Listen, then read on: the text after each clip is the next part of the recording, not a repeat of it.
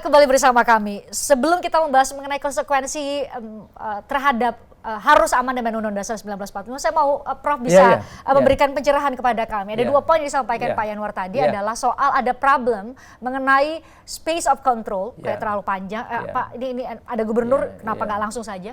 Yang kedua adalah soal dana transfer yang kok kemudian tidak adil bagi beberapa daerah yang punya wilayah administratif banyak, penduduk yang banyak. Itukah yang terjadi, Prof? Sebetulnya, enggak begini. Sebetulnya kalau dalam konteks span of control, rentang kendali yang luas, ada daerah besar, wilayah provinsinya, dan ada daerah yang kecil, wilayah provinsinya.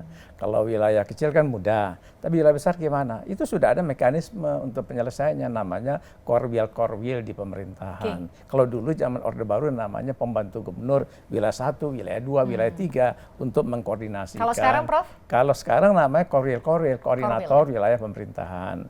Nah, yang kedua soal dana. Itu terjawab ya, berarti tidak ada masalah soal itu. Jadi artinya sudah ada penyelesaian dari segi teknokrasi pemerintahan daerah. Nah, yang kedua soal DAU, itu ada indikator-indikatornya untuk menentukan DAU itu. Jadi yang harus diperbaiki, kenapa kok jumlah penduduknya besar, kok dapatnya dikit. Nah, itu faktor jumlah penduduk harus diperbaiki bobotnya misalnya. Kemudian ada luas wilayah, tambah lagi ada kriteria misalnya yang khusus kemiskinan. Kalau banyak orang miskin itu harus diberi DAU yang lebih besar. Nah, seperti itu. Jadi bukannya kita otak-atik posisi jabatan gubernurnya atau status provinsi lah, atau status gubernur mau dirubah. Saya kira ada caranya masing-masing. Jadi teknokrasi keuangan daerahnya diperbaiki, sistem transfernya diperbaiki, itu selesai urusannya. Oke, jadi kalau itu masalahnya ya obatnya lain ya, Prof ya? Ya, termasuk IKN tadi.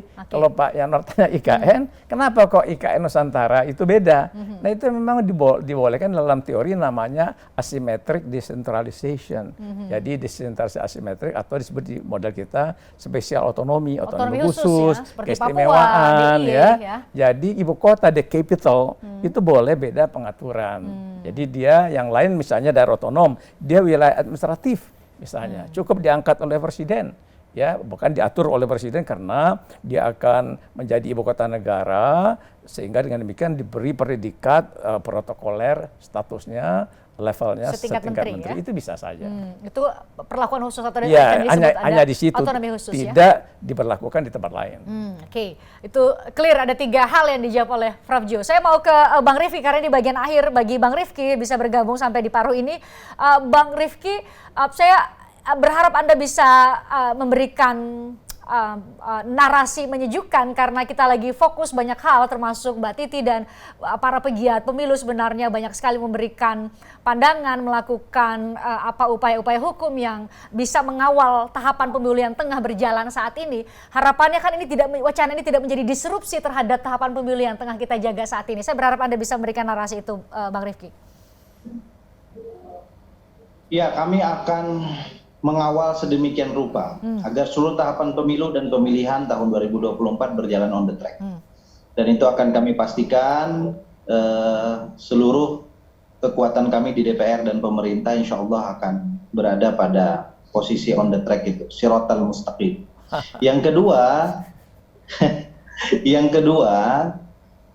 saya kira kalau kita mau membongkar relasi pemerintah pusat dan pemerintah provinsi, termasuk jabatan gubernur di dalamnya, termasuk relasi pemerintahan provinsi dengan pemerintahan kabupaten kota atau unit-unit pemerintahan yang ada di bawahnya, itu saya kira lebih arif dan lebih bijaksana kalau kita bicarakan setelah pemilihan gubernur, bupati, wali kota tahun 2024. Agar kemudian ini tidak menimbulkan syakwa sangka yang macam-macam di publik.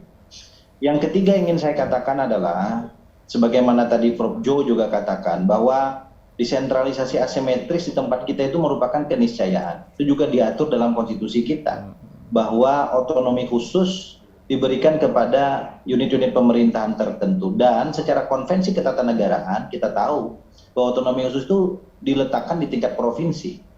Provinsi Nagara Aceh Darussalam, daerah istimewa Yogyakarta, dulu ada daerah khusus ibu kota Jakarta dan seterusnya. Dan karena itu menurut pandangan saya, kalau kemudian gubernur jabatannya dihapus, tetapi kemudian pemerintahan provinsinya tetap ada, itu nanti juga akan menjadi perdebatan panjang. Sementara di sisi yang lain, kalau kita memberikan otonomi khusus atau desentralisasi asimetris itu kepada kabupaten kota, maka nanti akan terlalu banyak unit-unit pemerintahan kita yang memiliki otonomi khusus. Dan karena itu karakter Negara Kesatuan Republik Indonesia itu juga nanti akan sedikit berkurang gitu. Nah, hal-hal ini yang menurut pandangan kami sangat substantif untuk kita diskusikan tentu dengan lebih dewasa.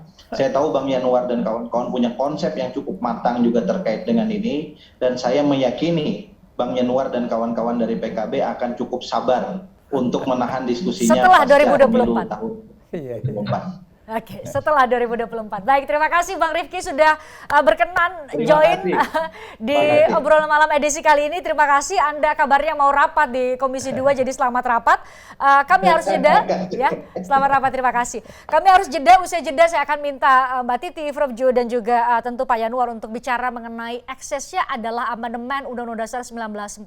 Itu bukan hal yang sederhana. Ada banyak ekses kalau memang harus mengubah Undang-Undang Dasar. Apakah saat ini maupun setelah pemilu 2024? Sesaat lagi di obrolan malam.